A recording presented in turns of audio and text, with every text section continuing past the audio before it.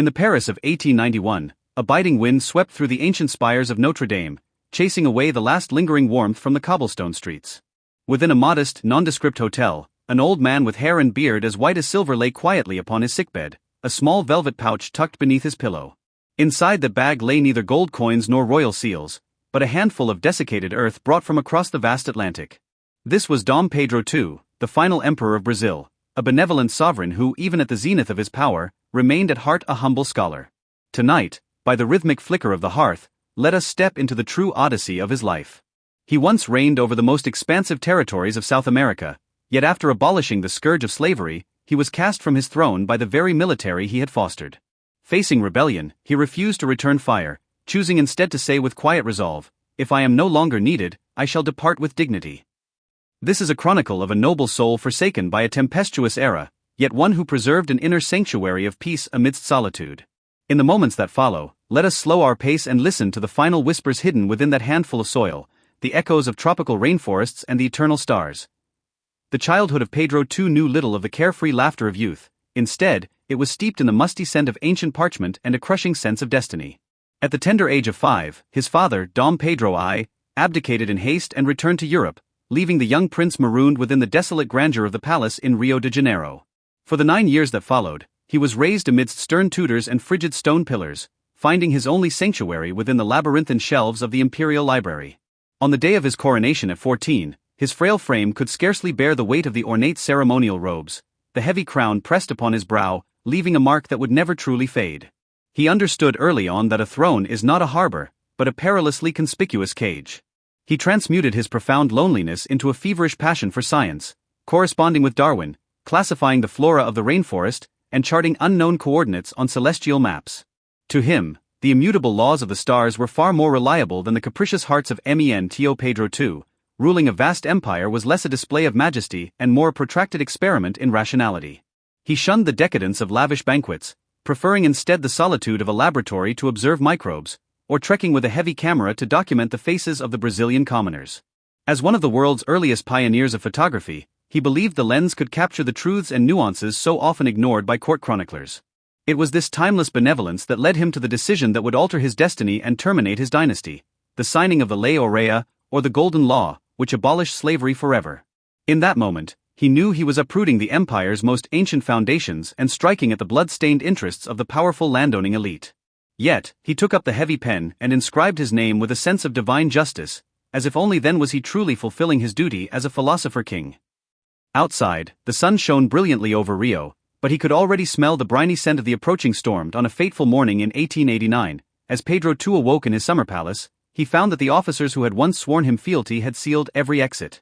This coup saw no fierce street battles, no heroic sacrifices, there was only a suffocating, indifferent kind of order.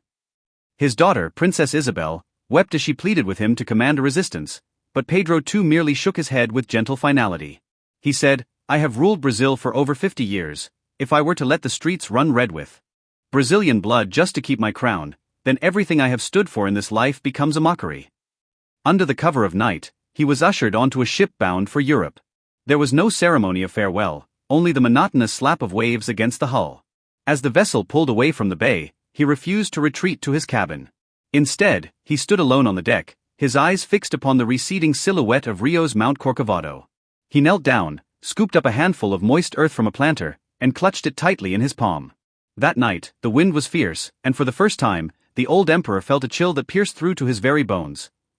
Life in exile drifted slowly through the aged hotels of Paris and Cannes, akin to a dream captured in slow motion from which one could never wake. Pedro II declined the generous subsidies offered by European royalty, insisting on the simplest of rooms and wearing a faded, well-worn overcoat. Every morning, he would walk along the banks of the Seine, lingering at the second-hand bookstalls like an ordinary retired academic.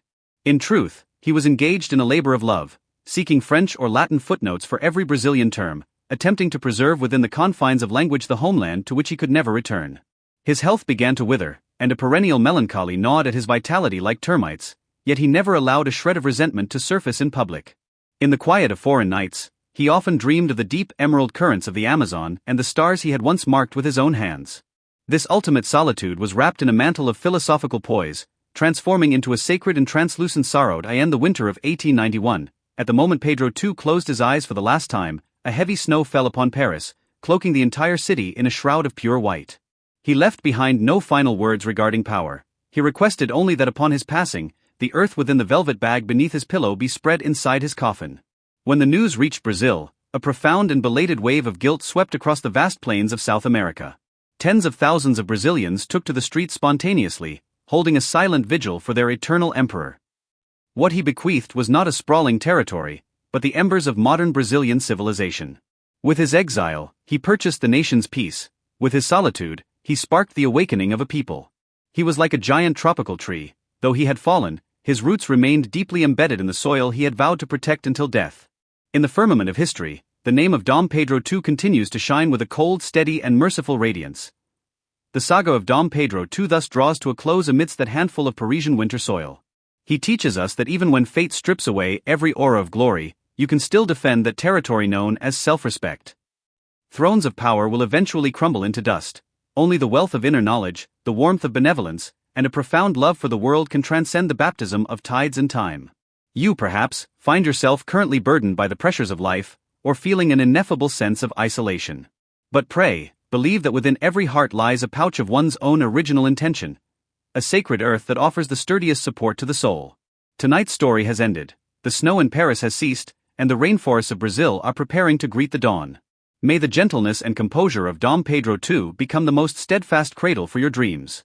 Good night, and may sweet dreams attend you.